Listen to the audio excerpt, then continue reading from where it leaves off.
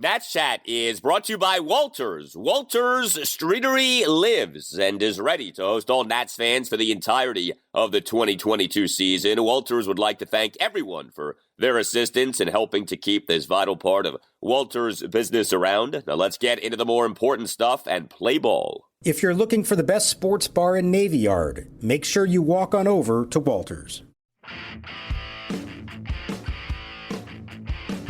No balls, one strike. Rainey sets, third base side of the slab. Bell holds the runner, Canna. Now the set of the pitch. Swinging a high fly ball to the left center field. Robles and Thomas, they're both calling. It's Robles there. He makes the catch. And bang, a zoom, a curly W is in the books. The Nationals get into the win column for the first time in 2022 as they score 3 runs in a very exciting bottom of the 8th inning and come from behind to beat the New York Mets. The final score of the Washington Nationals 4, the New York Mets 2. And welcome to Nats Chat for Monday, April 11th, 2022, along with Nats insider Mark Zuckerman of MASNsports.com. I'm Al Galdi, host of the Al Galdi podcast. Well, we now can say with certainty that the Nationals will not go winless in their 2022 regular season. For the first time in this season, we can proudly say we are doing an installment of the Nats Chat podcast off a Nats win, what was a come-from-behind win, as the Nats overcame a 2-1 eighth-inning deficit with 3 runs in the bottom of the 8th for a 4-2 win over the New York Mets at Nationals Park on Sunday afternoon. That's now 1-3 on the season. Davey Martinez, for the first time this season, can say that he is proud of the boys. He also, for the first time this season, can say that his starting pitcher went at least 5 innings. As Jack Buck once said about something else, I don't believe what I just saw. Erick Fedde going at least 5 innings. Now, he went exactly 5 innings, but he lasted for 5 innings. That's a win. That's a positive. He gave up just 2 runs. Nats bullpen was great. Nelson Cruz had 2 huge hits. Nats made more quality defensive plays. Mark, I don't know how many of these victorious installments of the pod we'll be doing this season, so let us enjoy this installment. Everybody, enjoy this. It's Monday morning. The Nats are victorious. Good vibe all around. This was an historic victory because you've got, like you just said, the starting pitcher going 5. You have Nelson Cruz hitting his first homer as a National, his 450th as a major leaguer, and you have small ball, National League style baseball. It's not dead yet, folks. They did it. They actually made it happen. Lucius Fox with the squeeze bunt. Now the set and Williams. The pitch, a bunt up the first base line. Alonso has it. They toss to the catcher. Nito on the tag. Too late. D. Strange Gordon scores. And the Nationals have tied the game at 2. For the first time, Davey used a player off the bench in a game. The National League style of baseball can still work, everybody. It worked. They won the game. How about that? See, now I will always prefer the Earl Weaver 3-run homer and a cloud of dust style of baseball, but I know you love the National League small ball, and you know what? It did work on Sunday afternoon. And if you're the Nats, with how bad their offense was for so much of this series, you had to try stuff, okay? You had to just throw stuff against the wall and see what could happen. And so why the heck not? Lucius Fox, a beautiful bunt on a successful safety squeeze play, comes up in what ends up being a 3-run Nats 8th. Runners at the corners, nobody out. Nats are down 2-1, and with pinch runner D. Strange Gordon on third, I mean, Mark, that was textbook what Lucius Fox did right there. You can't do it any better, and I feel bad he didn't even get credit for his first major league hit. We'll see if that changes. It was just scored as a sacrifice and a fielder's choice. I felt like even if Pete Alonso tried to make the play at first, it would have been close, and he might have beat it out. You can't do it any better. This is a fun kid. I hope he sticks around and does some stuff and everyone gets to hear his interviews because he is a really fun kid who is absolutely loving this experience. He found out late night on Saturday that he was going to get the start. He kept waking up in the middle of the night, early in the morning, in his mind, thinking of all the different scenarios that might play out during a game. He was visualizing all of these. And he even said, like, the idea of bunting was something that was in his mind. And so when it came up, when he got the sign, he was prepared for it. He did it perfectly. He said, you got to do whatever you can to execute, help your team win a game. And it was flawless. I loved it. And look, I'll tell you what, it fired the crowd up. It fired the dugout up in a way that sometimes other hits, other great moments don't for whatever reason. So it worked. It worked, and it set off this really nice rally for them. If they don't win this game and they go 0-4 to start the year and they're not scoring any runs, like, it's a depressing situation. Now, yeah, they're 1-3. They've got all kinds of issues. This doesn't suddenly mean they're about to take off or anything like that, but it's a much better vibe to win that game. And I think not just to win it, but to win it the way they did. If you would like to sponsor the Nats Chat Podcast, email Tim Shovers at natschatpodcast@gmail.com. That's natschatpodcast@gmail.com. Also, the brand spanking new Nats Chat Podcast red t-shirt is out. Make a fashion statement unlike any other by getting yourself a red Nats Chat Podcast t-shirt by going to natschatpodcast.square.site. That's natschatpodcast.square.site. Yeah, Lucius Fox, I mentioned Earl Weaver. The Nats claimed Fox off waivers from the Orioles this past November 30th. This is a guy born in the Bahamas, was signed by San Francisco as an international free agent in 2015. I mean, nobody was really talking about him making the Nats opening day roster. He ends up doing so due to a variety of circumstances. I guess principal among them, A-Ray Adrianza, being injured. But, it wasn't just the safety squeeze bunt that Fox had in this game. He also had that sparkling defensive play. Here's the pitch. Swing and a ground ball toward the middle. Diving stop, Lucius Fox to his feet. One hop throw to stretching Bell is in time for the out. Welcome to the big leagues, Lucius Fox. So Fox was the Nats starting shortstop in this game. Alcides Escobar offensively really had not done much in this series. And how about the play that Fox made for the first out in the top of the third? He's on the border of the infield dirt in the outfield grass, makes his diving stab of a hard-hit Pete Alonso grounder, and then Fox from his knees firing to first base for the out. There were so many good defensive plays by Nats players in this series. That was one of many of them, but boy, that was an impressive play by Lucius Fox. What a way to make your first defensive chance as a big leaguer.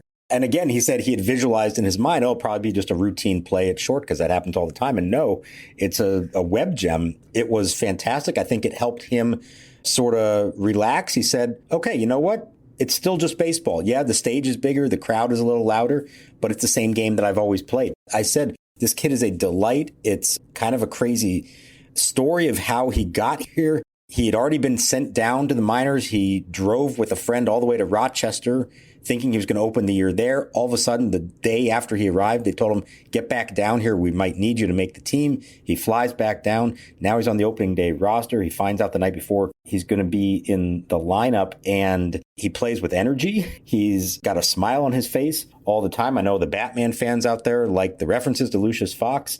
I'm sure he's heard them all. Let me get this straight. You think that your client, one of the wealthiest, most powerful men in the world, is secretly a vigilante who spends his nights beating criminals to a pulp with his bare hands?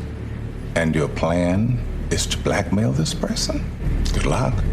This is crazy to me. 24 years old, grew up in the Bahamas. He committed originally, before he signed with the Royals, to NC State. And he said the reason he did that is because he grew up really wanting to be Trey Turner. Trey Turner played at NC State. We've already got somebody young enough in the big leagues who grew up rooting for Trey Turner. How old are we right now, Al? That's crazy. That's crazy. Especially when you consider that Trey Turner perpetually looks like he's 13 years old. He's got the right. babiest face of anyone in baseball, I feel like. He always looks so young. He'll probably always look that young. But, man, that is nuts.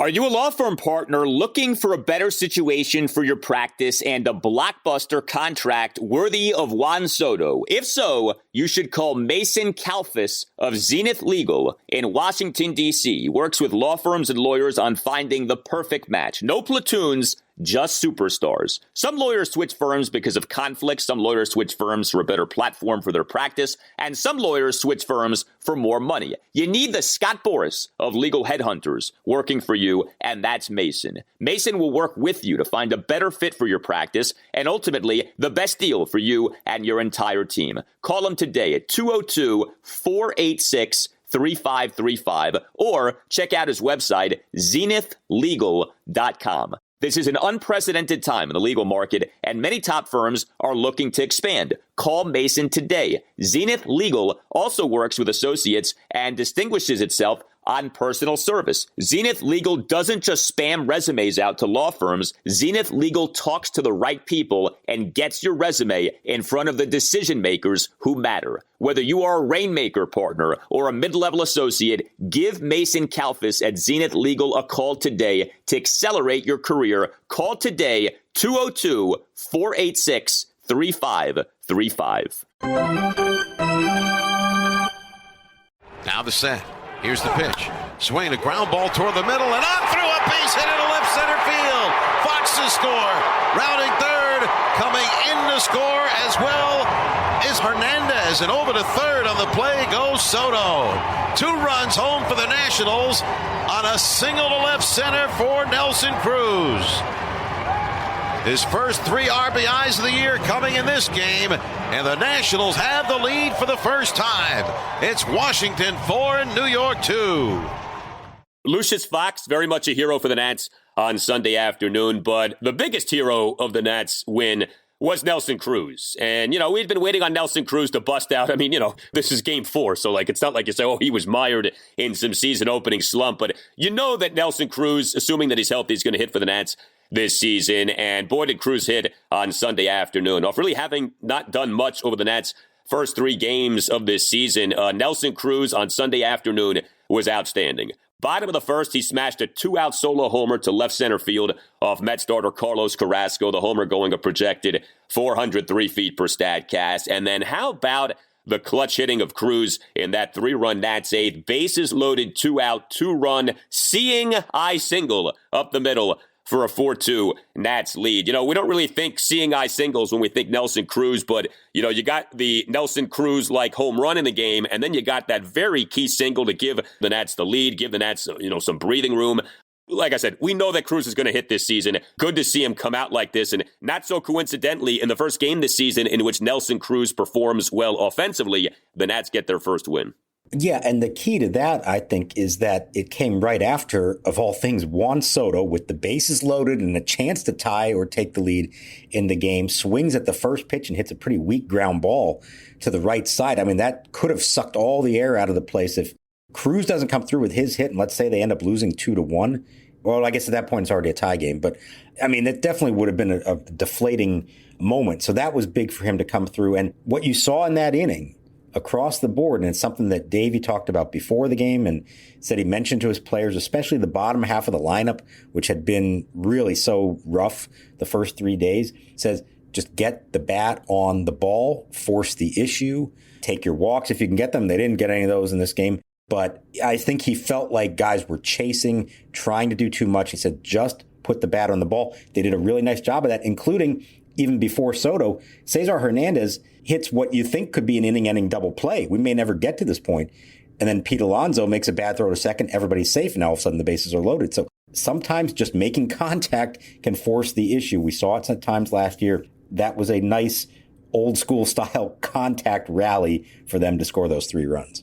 Yeah, I mean, we should make this clear. This was overall another, at best, so-so offensive game for the Nats. I mean, their offense was not good in this series. The Nats did score 4 runs on Sunday afternoon. That's obviously not some grand total, but the Nats still finished with just 5 hits. You mentioned the walks, just 1 walk for the Nats in the game.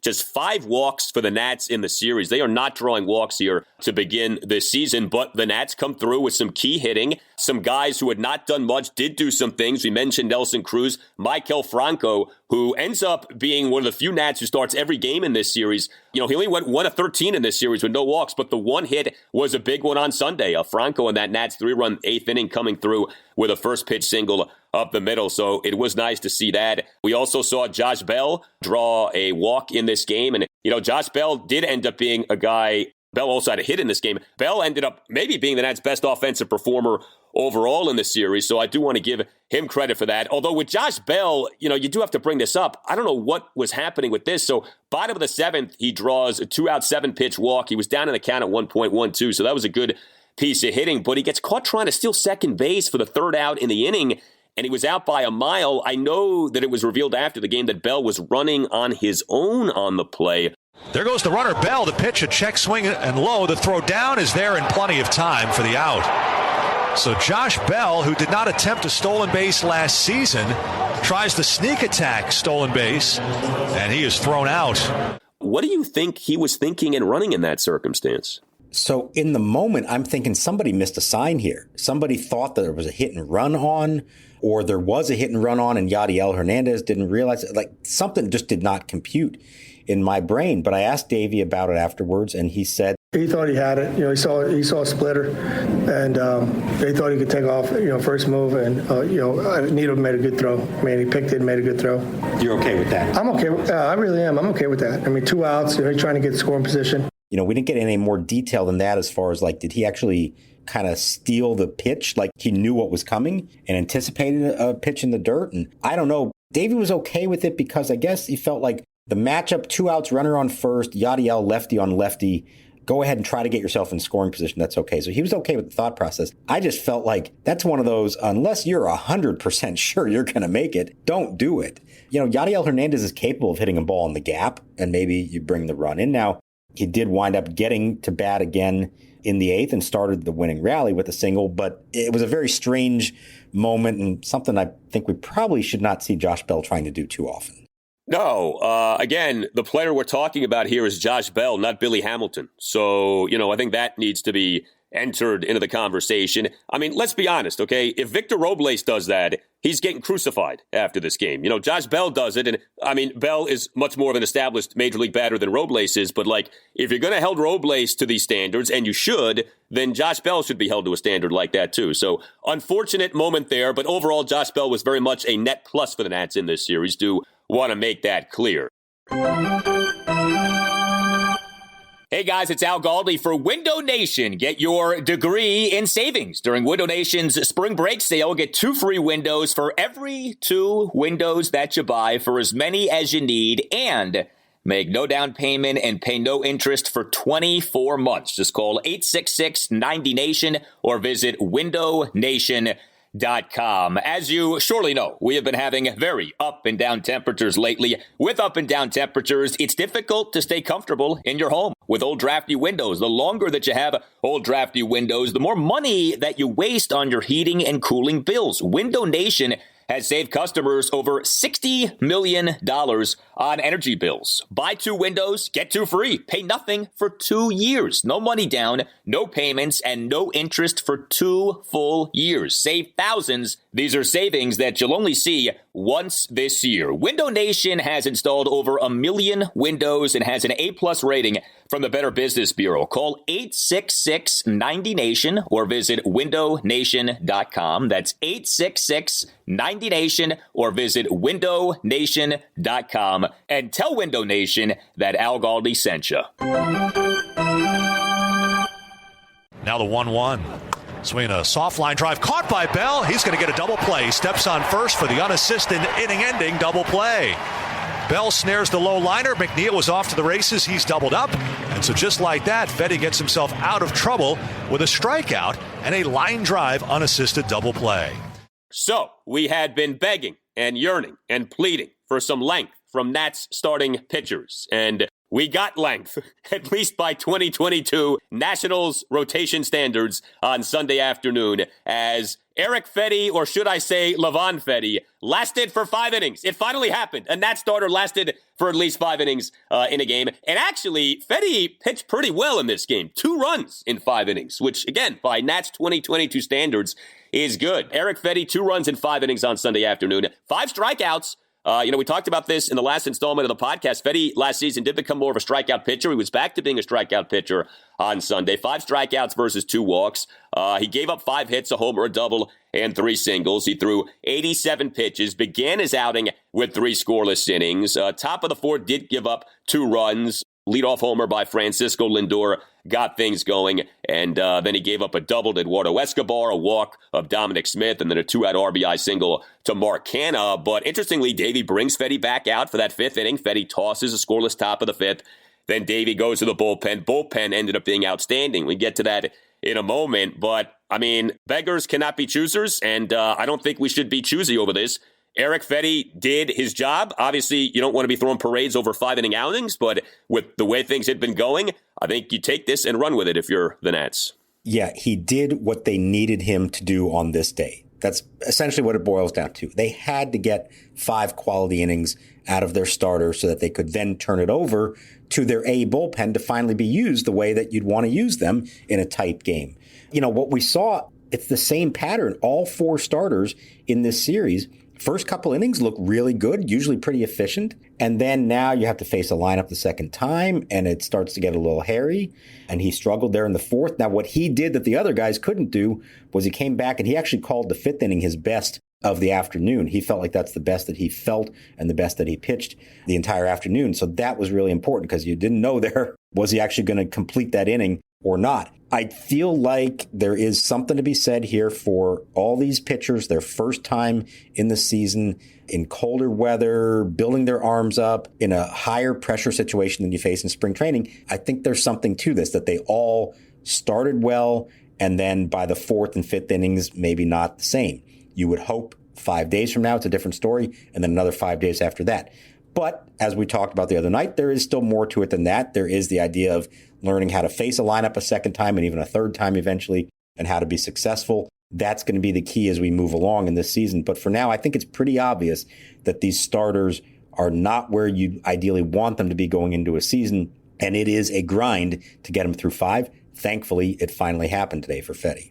Yeah, the Nats needed that. So hats off to Fedde, who, remember, was dealing with an oblique issue not that long ago. Didn't ever seem to be super serious. But, you know, you do wonder if maybe he wasn't even at, 100% for this game, maybe like 95% or something like that. He comes out and he does well. I mean, this really is the first season in Erick Fedde's career in which he is a no doubt member of the Nats rotation. Now, you could certainly argue that that shouldn't be the case. In other words, on a better team, he wouldn't be in the rotation, but he is. And so I think it's interesting to see what he'll end up doing this season, because if there's one thing you can say in defense of Erick Fedde, and look, overall, he's been a disappointment off having been a first-round pick of the Nats all the way back in 2014. But if there's one thing that you could say in his defense is that he has been toggled a bunch in his career between starter and reliever and pitching at the major league level versus pitching at the minor league level. Like, there's been a lot of uncertainty with him in his career. And, a good bit of that has been on him. In other words, he has needed to have pitched better. But some of that, too, has just been on the way he's been handled. And so to have this certainty of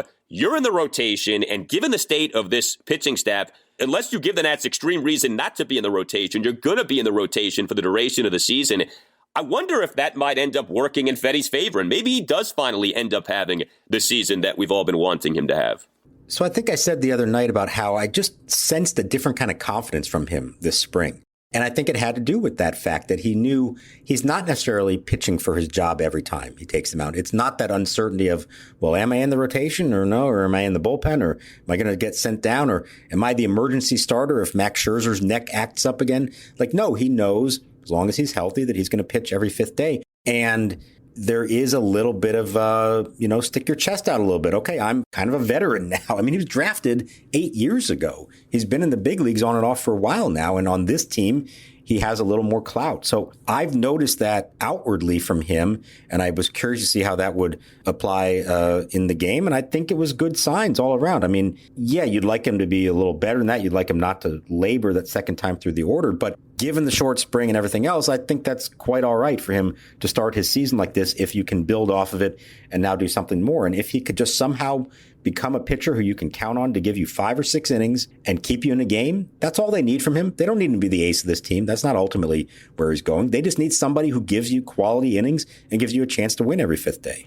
So Fedde gives the Nats 2 runs in 5 innings, and then comes the Nats bullpen. And Davey, for the first time in this series, did not have to use 5 relievers in a game. He only had to use 4. So again, we take the victories where we can get them in this 2022 season. But for a second consecutive game in this series, the Nats bullpen was quite good. Let me give this bullpen fully deserved credit here. The 4 Nats relievers, Steve Cishek, Sean Doolitle, Kyle Finnegan, and Tanner Rainey, combined for 4 scoreless innings with 4 strikeouts. Cishek, who did not get ejected in this game, tossed a scoreless top of the 6th. He began the top of the 7th, so that was interesting. Davey brings Cishek back out for that 7th inning. Cishek does struggle. He begins the 7th by giving up a leadoff 5-pitch walk to Jeff McNeil, followed by giving up first pitch bunt single to Tomas Nido, then gets pulled from the game, and then into the game comes the ultimate fireman, apparently, Sean Doolitle, who, for a second time in this season, comes into the game in a jam and is excellent. 0-2. Doolitle sets at the letters. The leg up and the pitch. Swing and a miss. High fastball. See you later. And Sean Doolitle with a big-time scream looking out towards center field, exulting with that performance. Doolitle, top of the 7th, comes in, runners on first and second, nobody out, gets out of the jam, faces 3 batters, gets 3 outs, including strikeouts of Brandon Nimmo and Robinson Cano, and strikeouts of Nimmo and Cano on 3 pitches each. Has any Nats pitcher, starter or reliever, looked better than Sean Doolitle has so far this season? Then Kyle Finnegan tossed a perfect top of the 8th. Tanner Rainey tossed a scoreless top of the 9th for the Nats' first save in this season. So this actually ends up being a rather good series for Doolitle, Finnegan, and Rainey. Good to see this. I mean, we keep saying it. It's true. The bullpen can't keep being leaned on like this, but second straight game, the bullpen more than does its job.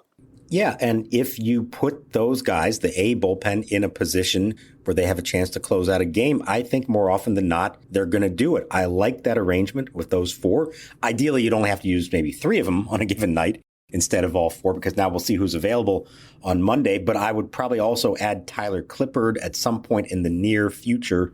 I think we will be seeing him maybe even before this first road trip is over. And now you've got 4 or 5 kind of legitimate options late in games. And I like that scenario. Doolitle, I agree. He has been the best of anybody on the staff, starter or reliever so far. Rainey gets the save. Doolitle gets the honorary save. That was the real save of the game there for the second time already this year. 2 on, nobody out, top of the lineup up. He's getting fastballs, high fastballs past good hitters. Again, 94 to Nimmo, 95 to Cano. Like you said, on 3 pitches. There is a confidence there with him that we maybe didn't see the last time he was here in 2020. It's really good signs from Sean Doolitle, so much so that I'll be curious to see how this plays out. I think it's clear Davey has kind of hinted all along that he would like Rainey to be the closer. But if Sean Doolitle is clearly their best reliever at some point, you may have to say, hey, we're going to see him in the 9th inning, especially if it matches up right with lefties in those situations. I'm glad to see Davey use him so far in the high pressure, high leverage spots, even if it is earlier in the game. But as this all plays out, if he's pitching like that, that's closer stuff if he can get there. Yeah, and if he's pitching like this, that is a trade deadline. Can't let everyone just enjoy themselves. First win. Sean Doolittle's back. He's riding in on the bullpen cart. You already have to trade him here on April 10th, Al, don't you? Oh, my brother. Yes, I do. Flip them, acquire them, and flip them, man. Fix them and flip them. That's the way of a good organization. Fix and flip. You get the guys who are coming off bad seasons. You fix them, you rehab them, and then you flip them. You get prospects back for them. That's the way to do it. Is this Major League Baseball or an HGTV show? What are we talking about here? They're not as dissimilar as you may think, my friend.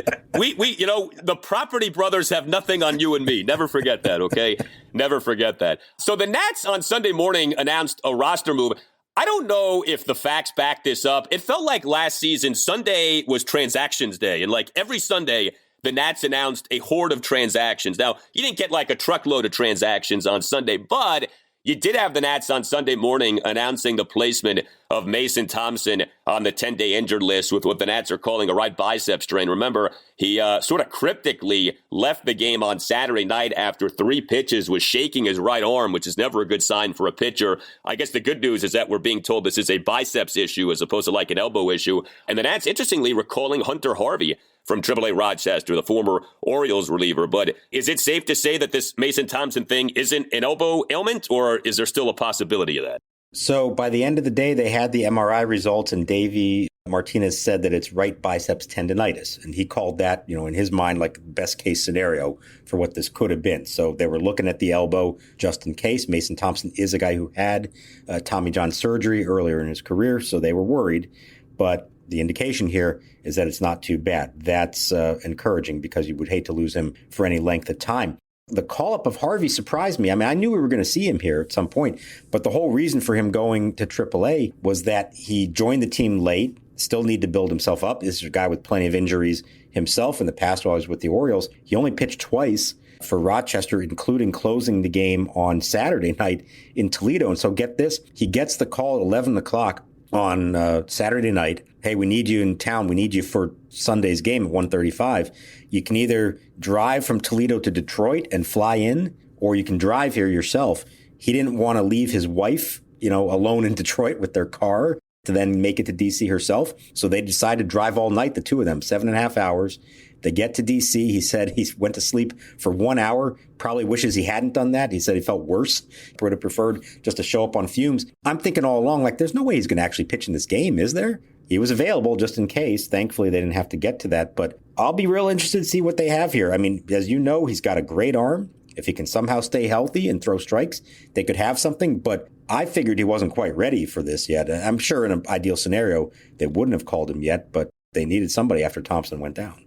Yeah, I mean, with Hunter Harvey, it's never been a question of talent. It's always been a question of health. He has been hurt so often. I mean, it's been sad what's happened with him in his career. But the thing is, he's actually still rather young. Like, he got drafted years ago by the Orioles, but he's still not even like close to 30. So if he could ever somehow stay healthy, you might actually have something in him. He throws fire. I mean, his fastball velocity is deep into the 90s. So 100% that this was a worthwhile pickup for the Nats. I mean, it cost them nothing to get Hunter Harvey. Boy, a lot of former Orioles in the news for the Nats on Sunday with Nelson Cruz and Maikel Franco and Lucius Fox and Hunter Harvey. And maybe we'll have another one on Monday in Josh Rogers. We'll see. We don't know with certainty as we tape this installment of the Nats Chat podcast who the Nats starting pitcher will be on Monday night for game one of a 3-game series at the Atlanta Braves. It's a 7:20 start time. Anibal Sanchez was supposed to be the Nats starting pitcher, but he's dealing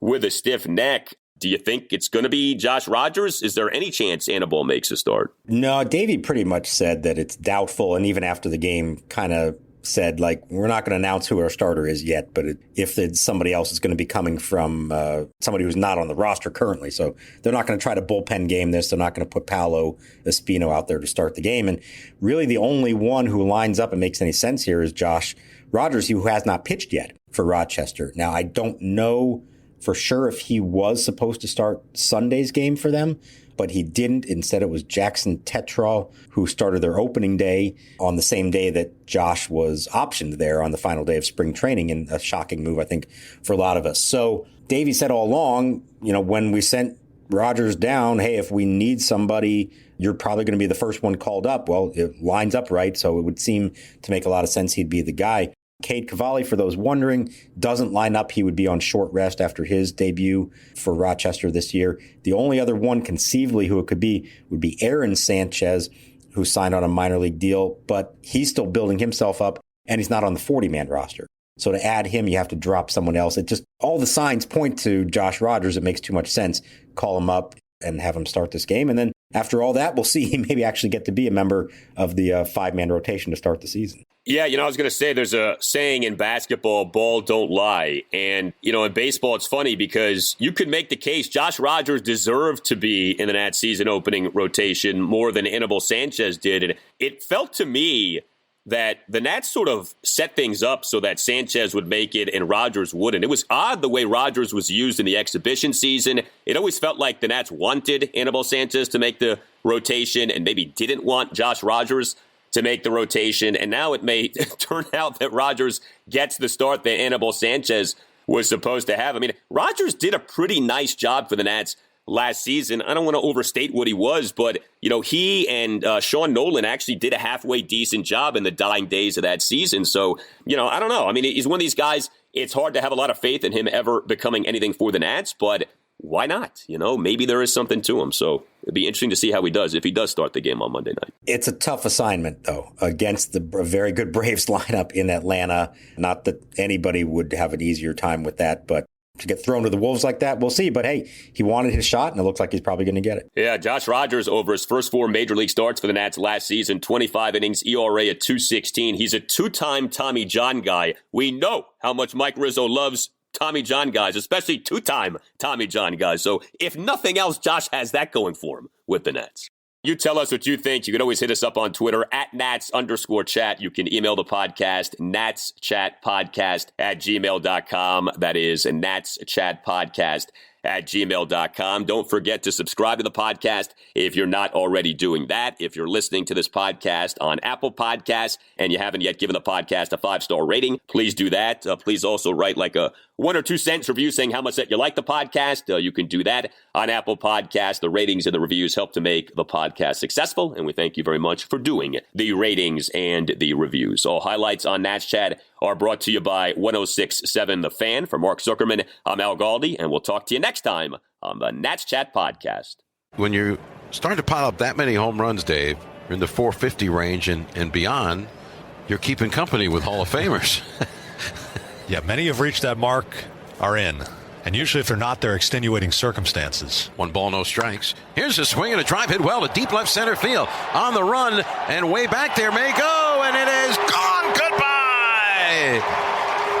Bang, zoom goes the boomstick with his first home run in a Nationals uniform.